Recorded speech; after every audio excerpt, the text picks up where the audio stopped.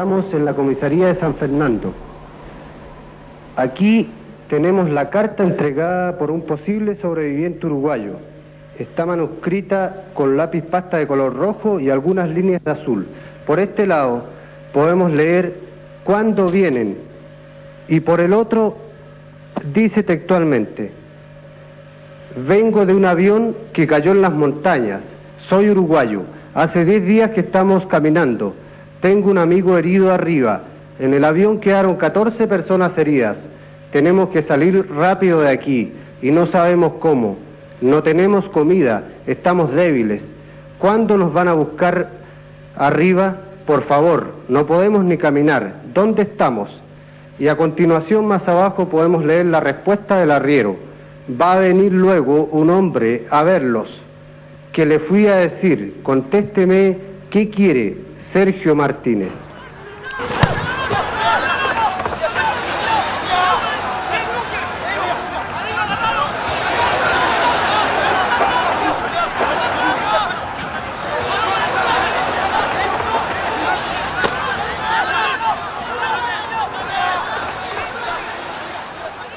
Esta historia es producto de un partido de rugby entre muchachos uruguayos y chilenos. Un partido que los llevaría a disputar su propia vida en las montañas de los Andes.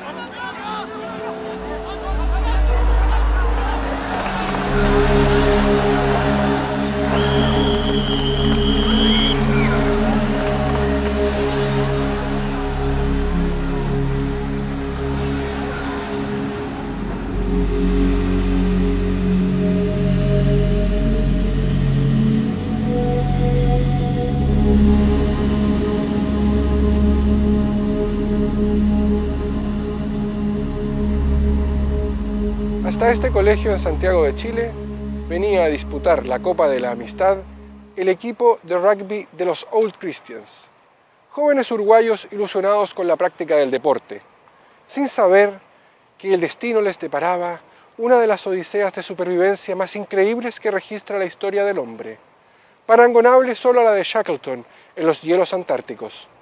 Pero a diferencia de Shackleton, estos hombres no eran montañistas, habían nacido en el Uruguay, un país sin montañas. Chile les ofrecería un escenario completamente distinto, un relieve montañoso de miles de kilómetros, que sería su escollo, su morada y su prisión. ¿Dónde quedaron realmente después del accidente? ¿Estaban tan lejos, tan aislados, o su visión de lugareños los traicionó? En este viaje de Cumbres de América intentaremos develar el misterio y revivir su aventura en plena cordillera de los Andes.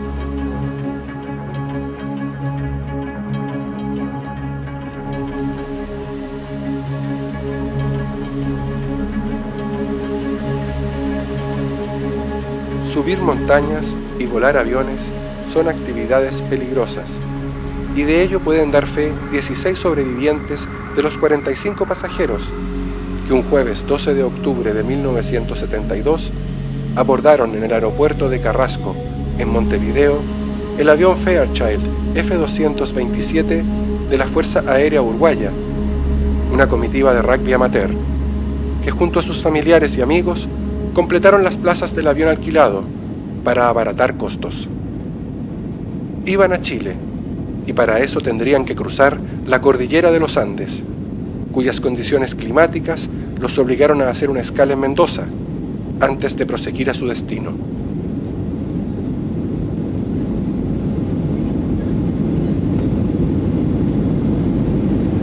Señores pasajeros, por su seguridad, mantengan los cinturones de seguridad abrochados siempre que estén sentados. Yo miro por la ventana del avión y veo a unos 30 metros de la punta del ala una pared blanca y negra mezclada con nubes pasando a la velocidad del avión. Eso me lleva a 3-4 segundos, miro hacia adentro del avión, en ese momento algunos otros chicos están mirando por la ventana, miren, miren. Yo siento el sonido de los motores que cambia, o sea, evidentemente el piloto vio la montaña también y puso más potencia en los motores. Y 4 o 5 segundos después el momento del impacto.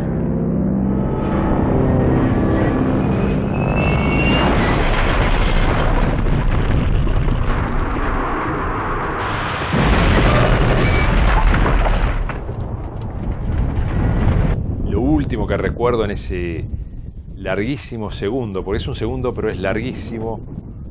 ¿Cómo un segundo puede ser tan largo o tener tanta información, ¿no?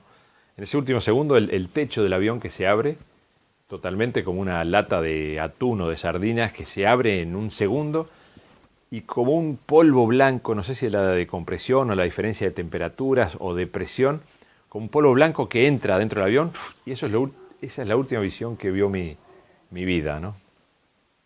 Después para mí fue todo absolutamente negro.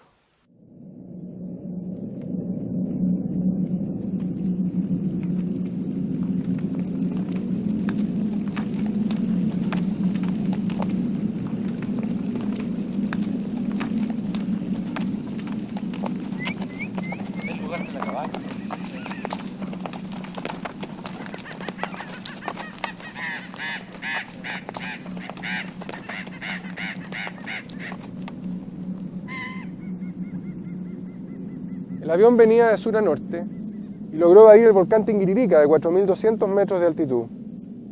Y luego se encontró de frente con el Alto del Azufre, 400 metros más alto. Y quizá en alguna de sus estribaciones rocosas, esas torres, tiene que haber chocado para precipitarse abruptamente hacia el oriente y caer en una hondonada que realmente está en Argentina.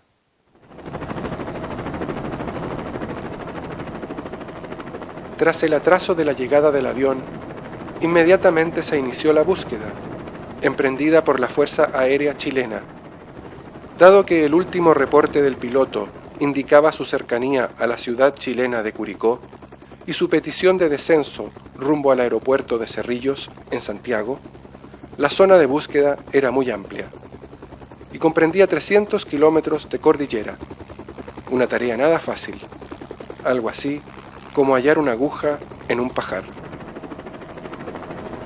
La búsqueda, que se prolongó, como le dije yo, en forma oficial por más de 14 días, abarcó todo el territorio nacional desde Santiago hasta Linares.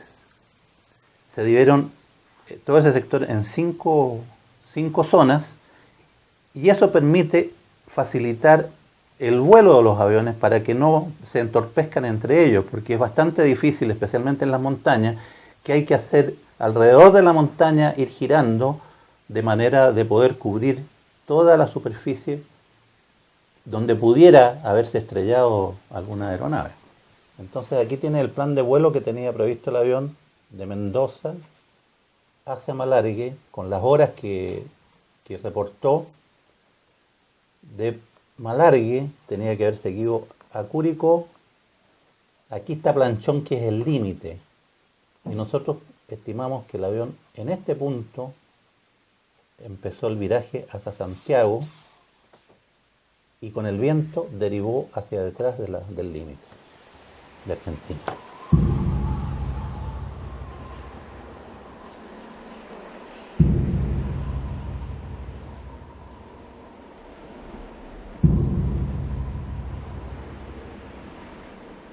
Recuerdo figuras grises que se mueven despacio.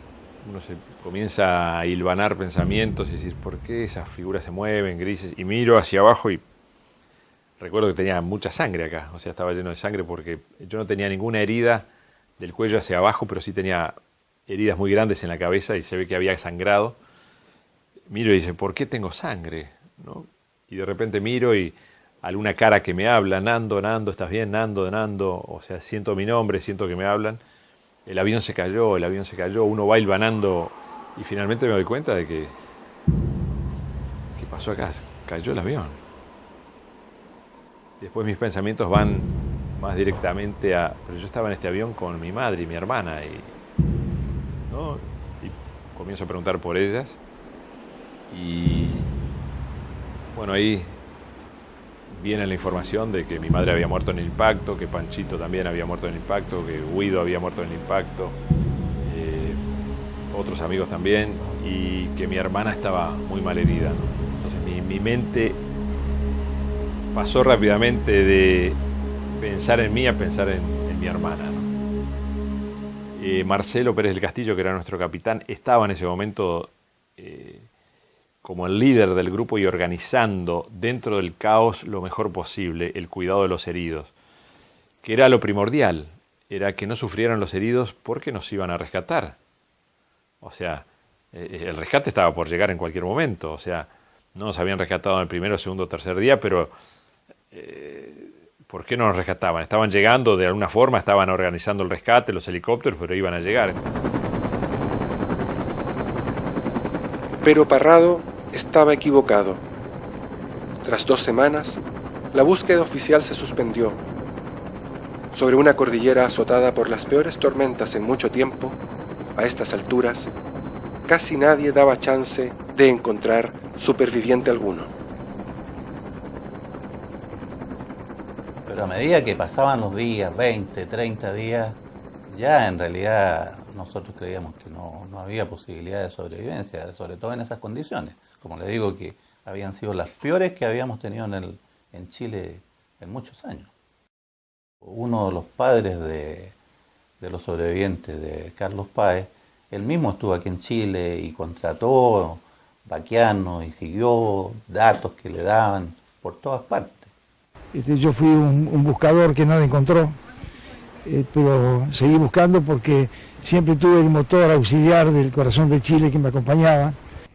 Lo iba a volver a ver cruzando las puertas azules de mi casa pueblo. Ya iba a volver a jugar al ajedrez con él. Le iba a dar el suéter que no le di cuando partió. Iba a poderle pedir que me diera consejos desde ese instante, que él había estado con Dios.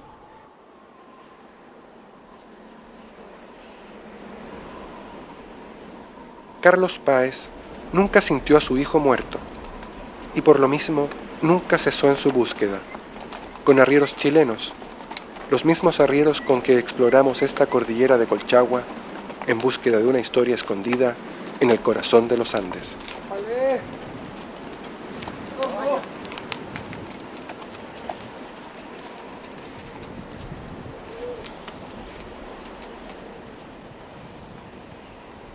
El año 72, que fue el año del accidente del avión, yo no tenía nada más que 7 años.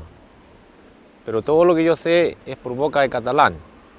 Y él me dijo que aquí durmieron la primera noche los uruguayos, cuando él los encontró, aquí durmieron.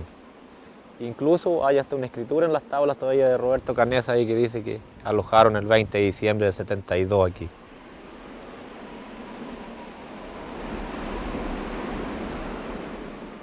Yo venía caminando, primero cuando yo los vi, iba a juntar el ganado. Después, pero yo pensé que era gente que andaba turisteando, ¿no? Después cuando ya los veo que se aproximan corriendo, que corrían y se caían para acercarse a donde ya podían gritarme a mí. Entonces vine yo, me paré y me hacían con las manos, pero yo no lo entendía que era lo que los decían. ¿Usted sabía que había caído un avión por estos lados? Pero ¿dónde me le ocurrió que tantos años? Y a mí me habían dicho que a lo mejor nosotros íbamos a encontrar este avión porque nosotros traficábamos por aquí, como calculaban que estaba aquí en este cajón. Cuando usted ya conoció esa noticia, inmediatamente ¿a dónde fue usted? Yo a esa hora ya le dije que no podía hacer nada porque ya estaba oscureciendo. Así que al otro día volví temprano allá y me volvió aquí a venir otra vez y a pedirme socorro y auxilio. Entonces yo vine aquí, por el otro lado del río, grité ahí hasta que salió uno para allá y le tiré un papel escrito para acá que fueran a verlo, porque eran los que le podían prestarle auxilio primero, porque yo no podía, río por medio, hacerlo. Entonces me fui de aquí allá y traté de hablar con él, que se bajara hasta donde ya pudiéramos quedar más cerca. Y ahí es cuando le tiré el papel escrito yo.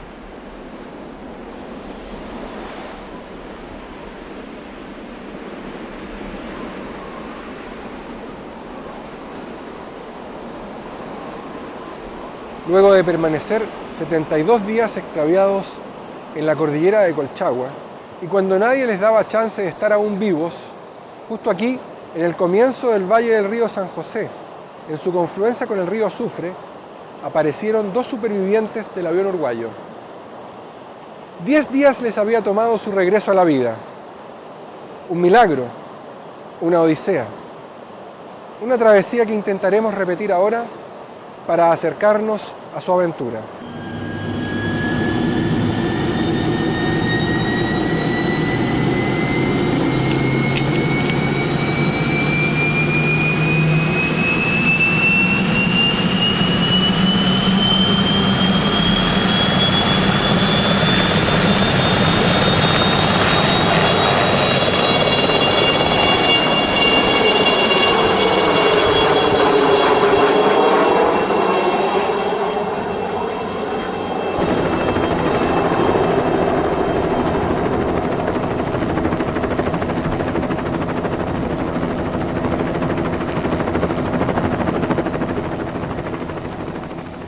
Esta hondonada pendiente está acá. ¿A qué altura vamos a salir? A 4.460. ¿Y de dónde empezamos? Empezamos como a 3.500. Es decir, 1.000 metros prácticamente. Vamos a subir 1.000 metros. Un día pegado. Sí. Pero no te cabe duda que este es el lugar. Ese es el lugar.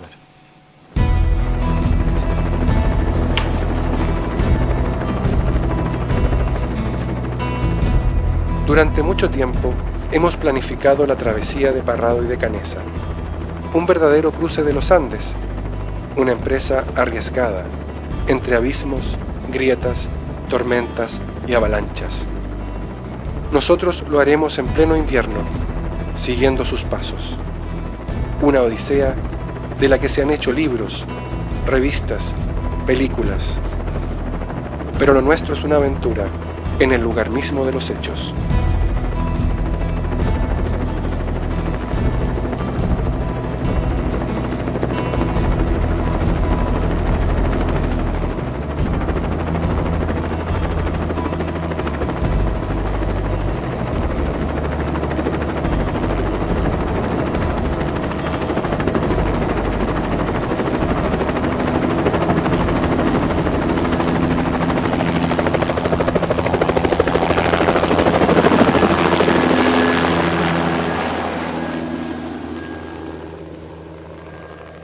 El fuselaje había quedado en la posición más peligrosa de una montaña, que un montañista jamás haría un camp allí, o sea, abajo de un cular, exactamente en el trayecto de las avalanchas, allí es donde estaba el fuselaje. En las montañas se siente el viento o las voces cuando hablamos, pero no hay ruido. Cuando no hay viento es de una soledad y una quietud impresionante. Y en la noche también, si uno no habla, es la nada total, el silencio. Y sentimos un ruido extraño que no sabíamos qué era. Y 5, 6, 7, 8, 10 segundos después sentimos como un portaaviones o un tren que nos pega de costado. Yo estaba tirado en el piso del fuselaje y es tan rápido cuando yo sentía el ruido que no pude ni levantar un brazo.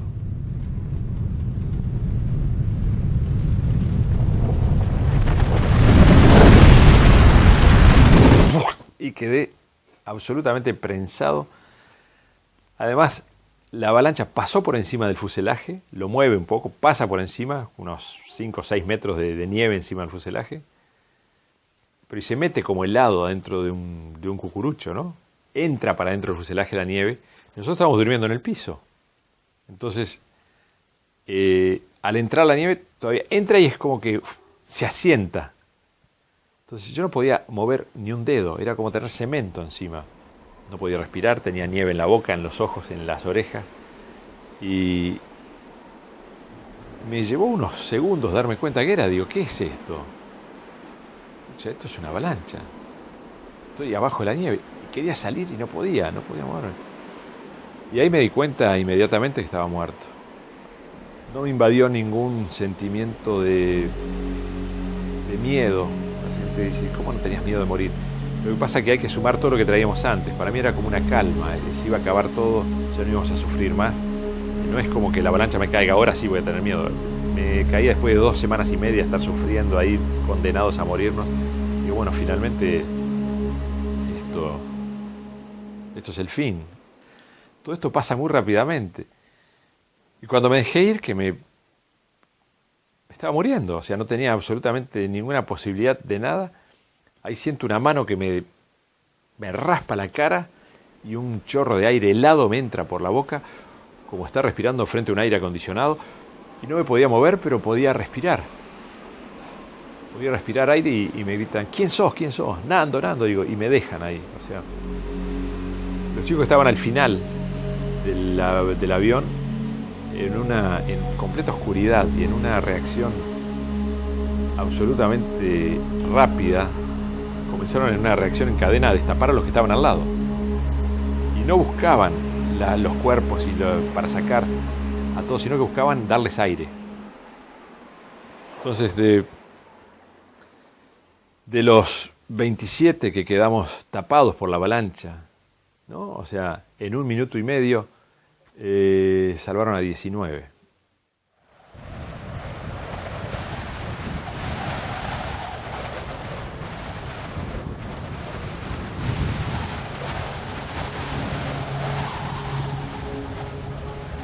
En la nada misma, estos muchachos uruguayos tendrían una dura tarea por delante: sobrevivir al clima hostil y las inclemencias de estas cordilleras. Una supervivencia que no habría sido posible sin los restos del fuselaje del avión. Un precario refugio que los protegió de vientos de más de 100 kilómetros por hora y de temperaturas extremas de menos de 40 grados bajo cero. Un fuselaje que fue su casa durante 72 largos días.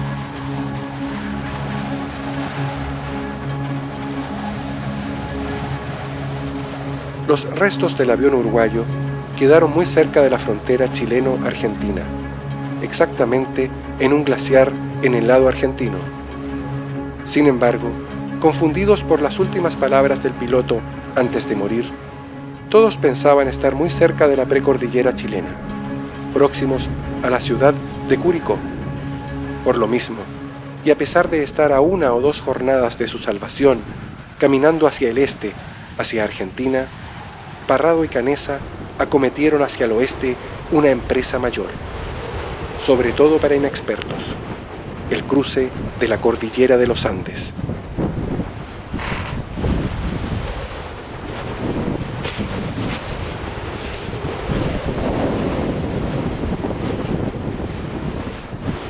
Allí quedaron los restos del avión de la Fuerza Aérea Uruguaya, que llevaba a 45 pasajeros.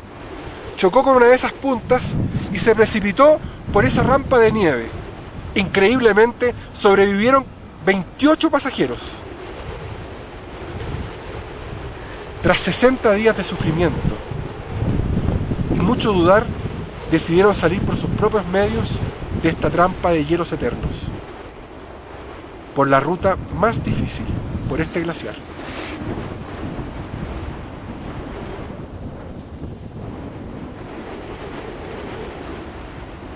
Nosotros ya estábamos abandonados, no nos buscaban, sabíamos por la radio que no nos buscaban, no teníamos comida, no teníamos agua, no teníamos ropa, no sabíamos dónde estábamos. O sea, si uno suma todas esas cosas en la mente, y además en un glaciar a casi 4.000 metros de altura, donde no hay absolutamente nada más que hielo y nieve, hay que tratar de pensar de esa forma. O sea, la mente cambia a otra frecuencia. Uno no piensa como piensa acá en la ciudad. O sea, la mente está haciendo sobrevivir al cuerpo por instinto. Entonces, no hay futuro, decir, ¿qué voy a hacer cuando salga de acá? No, porque no vas a salir de ahí, estás muerto. Pero sí tenés sed o tenés frío. Entonces vamos a calmar estas necesidades básicas primarias que me pide el cerebro. Pero no hay pensamientos mucho más profundos. La naturaleza es muy linda, pero es fuerte y mala a veces, mala entre comillas, o sea, ¿no? La naturaleza sigue su curso. Nosotros nos dimos cuenta que además de luchar contra nuestras mentes, contra la desesperación, contra la soledad, contra el hambre, teníamos que luchar contra la cordillera, que nos nos iba a atacar porque estábamos tratando de conquistarla de alguna manera, y ella nos hacía saber que era muy, muy dura. Yo me había dado cuenta antes, pero eso realmente confirmó mis presentimientos de que estábamos absolutamente condenados. No íbamos a dejar de luchar, pero que no había posibilidades, ¿no?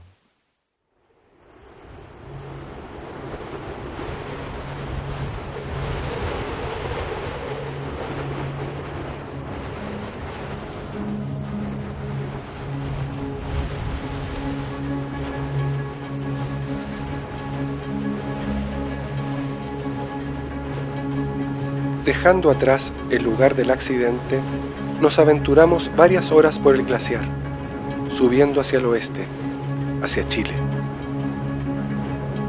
A pesar de la costumbre, la inmensidad de las montañas siempre sobrecoge, sobre todo cuando pensamos que aquí pasó algo terrible, que aquí sufrió mucha gente, gente que quedó a merced de las montañas, sin abrigo, sin agua, sin alimentos, sin saco de dormir, sin carpa.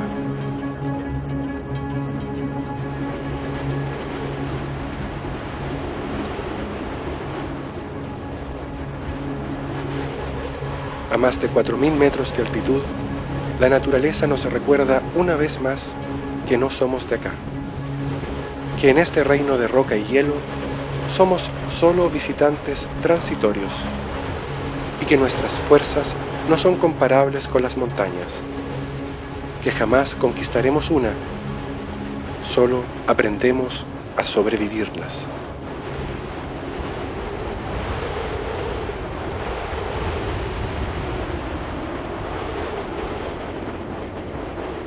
Nosotros tenemos comida, indumentaria, somos montañistas, sabemos dónde estamos, tenemos mapa, brújula. O sea, nuestro escenario es completamente diferente al que tuvieron Parrado y Canessa en su ruta de salida. Por eso cada día que pasa, repito, la dimensión de su hazaña adquiere ribetes más increíbles. Qué increíble que pensar ahora que gran parte del sufrimiento que ellos tuvieron pudo haberse ahorrado con un mínimo de conocimiento, ¿no? Parece que el hecho de no haber visto nunca montaña o cosas así no les permitió suponer de que el valle hacia Argentina tenía una salida rápida.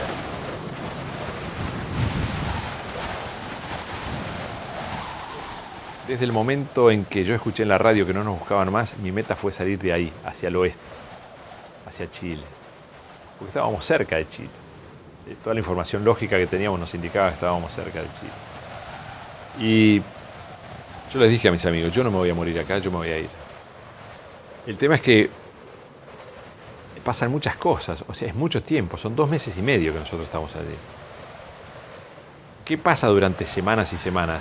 Primero, tenemos que conocer el medio ambiente, conocer las grietas, dónde están, cómo caminar. De repente nieva y queda todo blanco y tú sabes que hay grietas cerca que las veías, pero estaban a 30 metros o a 50 o a 100 de acá, no me acuerdo. ¿Viste? No es fácil, estás atrapado por el medio ambiente. La gente dice, ¿por qué no se fueron antes?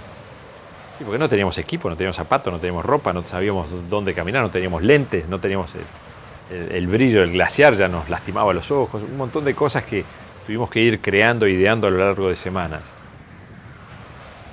A lo largo de esas semanas uno va entendiendo qué es lo que pasa ahí y va comprendiendo las posibilidades de futuro.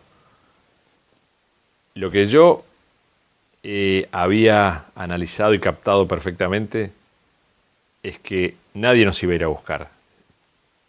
Opción 1. Si nosotros queríamos salir de ahí, teníamos que salir por nuestros propios medios. De acuerdo a todas las informaciones, hacia el oeste era lo más corto. Es donde estaba Chile, donde está la precordillera. Después, yo digo, ¿qué pasa en este fuselaje cuando se nos acabe la comida que tenemos? Después de lo que hemos sufrido, lo que hemos visto, lo que hemos hecho, ¿cómo se comporta un ser humano en una situación de ese límite, cuando se nos acabe lo que tenemos para comer. ¿Qué pasa? ¿Nos sentamos y esperamos que se muera uno? Yo acá no voy a estar.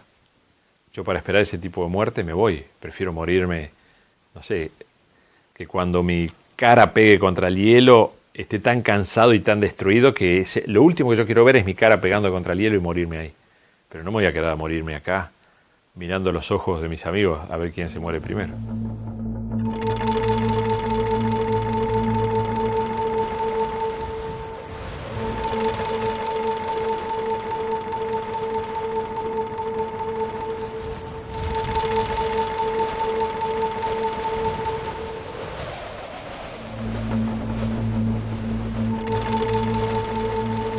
Parrado demoró 60 días en atreverse a salir por sus propios medios de la montaña.